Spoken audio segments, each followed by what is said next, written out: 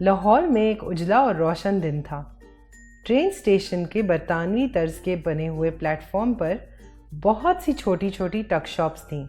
ان سے لوگ مزیدار دہی بڑے اور چائے خرید کر کھانے پینے میں مشغول تھے۔ پرندے شور مچاتے اس مصروف ترین ریلوے اسٹیشن کے پرانے پلیٹ فارمز میں بنائے گئے گھونسلوں کے چکر کاٹ رہے تھے۔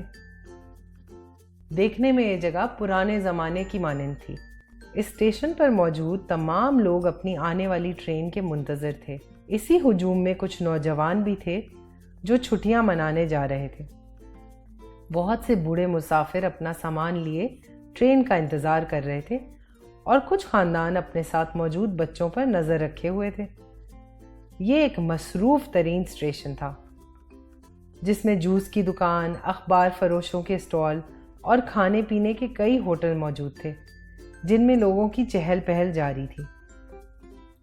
جیسے ہی ریل کی آمد کا اعلان ہوا، تمام مسافر اپنا اپنا سامان لے کر اپنی اپنی ریلوے بوگیوں کی طرف روانہ ہوئے۔ دوستوں کی ٹولی نے ٹرین کو آتے دیکھا اور خوب شور مچایا اور جلدی سے بھاگ کر سب سے پہلے اپنی سیٹس پہ بیٹھ گئے۔ تمام خالی سیٹوں کے بھرتے ہی ریل کی سیٹی زوردار آواز کے ساتھ بجی اور ریل گاڑی نے چلنا شروع کر دیا۔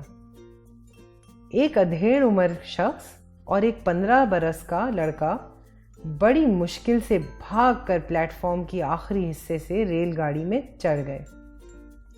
ان کی سانسیں چڑھی ہوئی تھیں مگر ٹرین وقت پر پکڑنے کی خوشی چہرے سے دکھائی دے رہی تھی۔ ان کی سیٹیں لڑکوں کی ٹولی کے ساتھ تھی۔ وہ چھوٹا لڑکا ہر چیز بڑی حیرت سے دیکھ رہا تھا۔ وہ بولا، ابا ابا، ریل گاڑی آگے کی طرف جا رہی ہے اور باقی سب چیزیں پیچھے جا رہی ہیں۔ اس کے والد مسکرائے اور آہستہ سے سر ہلایا۔ جیسے ہی ٹرین مزید تیز ہوئی، وہ لڑکا دوبارہ خوشی سے بولا، ابا، درخت ہرے رنگ کے ہیں اور تیزی سے پیچھے بھاگ رہے ہیں۔ اس کے والد نے کہا، ہاں بیٹا حامد، اور پھر مسکرائے۔ کسی چھوٹے بچے کی طرح وہ ہر چیز دیکھ کر خوش ہو رہا تھا۔ اگلا اسٹیشن ساہیوال کا آیا، جہاں ایک پھل فروش سیب اور کینو بیچتا ہوا ٹرین کی کھڑکی کے نزدیک آیا۔ 9 عمر لڑکے نے اپنے والد سے کہا، میں سیب کھانا چاہتا ہوں۔ والد نے اسے سیب خرید کر دیے۔ لڑکے نے خوشی سے اپنے والد کو کہا، یہ سیب انتہائی لذیذ لگ رہے ہیں، مجھے ان کا رنگ بہت اچھا لگ رہا ہے۔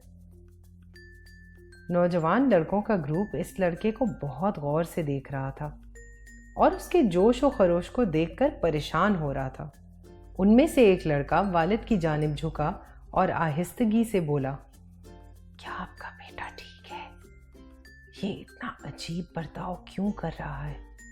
دوسرا لڑکا اچانک کہکہے لگاتے ہوئے بولا، ان کا بیٹا پاگل ہے میرے خیال سے۔ لڑکے کے والد آہستہ سے مسکرائے اور نوجوانوں کی ٹولی سے کہا، میرا بیٹا پیدائشی نابینا تھا، اس کی آنکھوں کی سرجری چند ہفتوں پہلے ہوئی ہے اور اس نے ابھی چیزوں کو جاننا شروع کیا ہے جن کو ہم قابل توجہ بھی نہیں سمجھتے۔ نوجوان لڑکے ایک دم خاموش ہو گئے۔ انہوں نے لڑکے اور اس کے والد سے معافی مانگی۔ انہوں نے اس لڑکے کو کھانے پینے کی چیزیں دی اور اس کے خیالات جاننے لگے کہ بینائی لوٹنے کے بعد وہ کیا محسوس کر رہا ہے۔